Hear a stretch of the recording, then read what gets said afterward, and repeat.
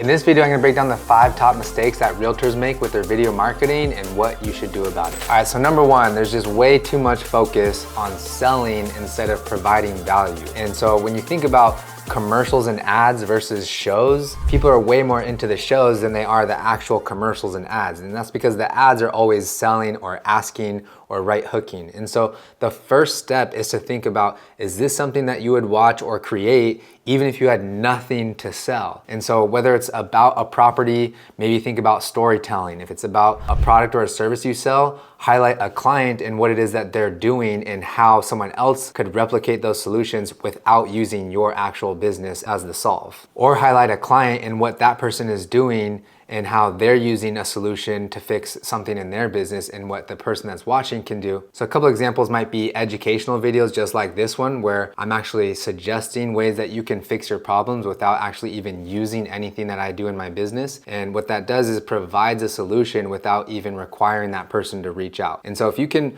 reduce the friction to the amount of value you're giving them, then that's gonna go a long way, as opposed to them feeling like they need to work with you, they need to give you money in order to solve a problem. So think about providing value as opposed to selling or positioning your services. All right, number 2, actually, in this one, I'm not big on tech and quality, but sometimes people just have really poor audio and lighting. And so those are the 2 big things that'll make a video pop. And if you actually think about cameras and that equipment, iPhones today now, especially these ones that have 3 lenses, like those are solid and good enough. Even if you turn it over in wide angle and want to record for YouTube or something like that, those are plenty good enough. But if you look at lighting, whether it's using a natural daylight window or using a soft light, that's one of the first things that'll kind of make it a little bit crispy and cleaner when you're actually trying to create a video that gets someone's attention. But the one thing that's actually even more important than that, I'd say, is the microphone, or is the audio. I like to use this mic. It's a DJI mic. It's I've tested a bunch of them. It's super user friendly, works well with an iPhone, and it's just something that is like simple but also high quality. And so when someone's watching your video, even if it's really good content but like the audio is muffled or it sounds like you're speaking from like 50 feet away, they're just gonna naturally start tuning out. And so one of the big mistakes is not having quality audio. Highly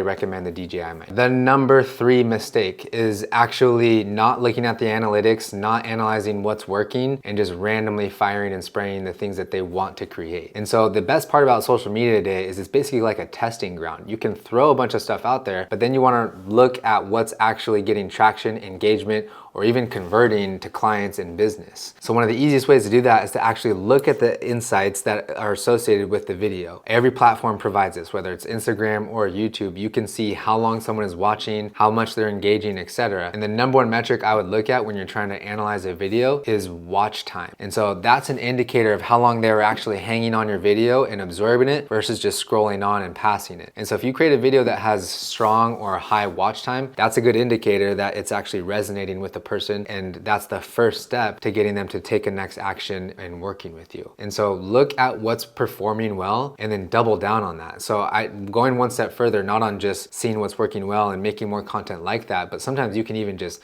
duplicate that video, create almost the exact same video but with a different hook or from a different angle or a different backdrop, analyzing what videos are performing well for you and then continuing to go in that direction and refining. And so if you run that exercise like 100 times, you're naturally going to be making a video that's way better on your 100th video than your first video. The 4th mistake is actually just not having a consistent schedule. And I don't necessarily mean posting every Tuesday at 2 p.m. like that doesn't really even matter these days, but just the consistency in showing up. There is so much noise on everyone's phone when they're scrolling. They probably see over 1,000 pieces of content a day. And so the idea is that you're having to compete not only when you post, but you want to stay top of mind.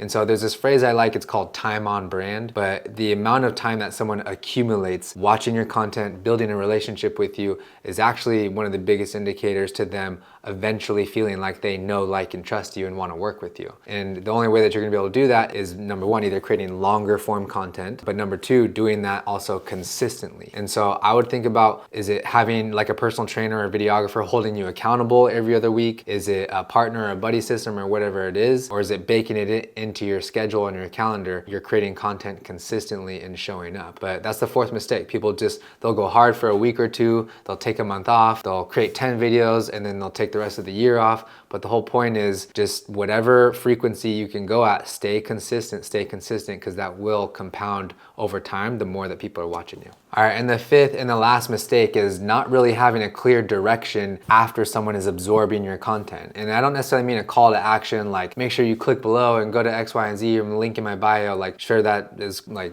cool and helps and works, but I mean having some sort of a next step. And so if you haven't heard the phrase like a lead magnet or some sort of a free offer or a giveaway on your site or some sort of a reason to opt in further with you, then you may want to consider creating that next step. It's really not enough to just create content on social and then just hope someone slides in the DMs and becomes your customer. You want to send them to a landing page. You want to ask them, prompt them for a DM to start a conversation or a comment or whatever it is, but have some sort of a clear call to action and next step for someone who's watching so that they know if and when they want to work more with you, then it's very clear on what they should be doing. There are tons of mistakes I've made and I continue to make, and so I really just encourage you to learn by doing. Pretty much everyone who makes content has made mistakes or continues to do so, and that's really the infinite game. You're just going to keep on going and refining and building on top of that momentum. But hopefully this video gave you a little bit of a path on some of the mistakes to avoid so that you can shortcut your way to getting a little bit more success on video. My information's in the description if you want to have a conversation or if you want to just get some ideas on how to refine your videos and improve. Be happy to set up a time to chat and just shoot me a message and we'll get connected then.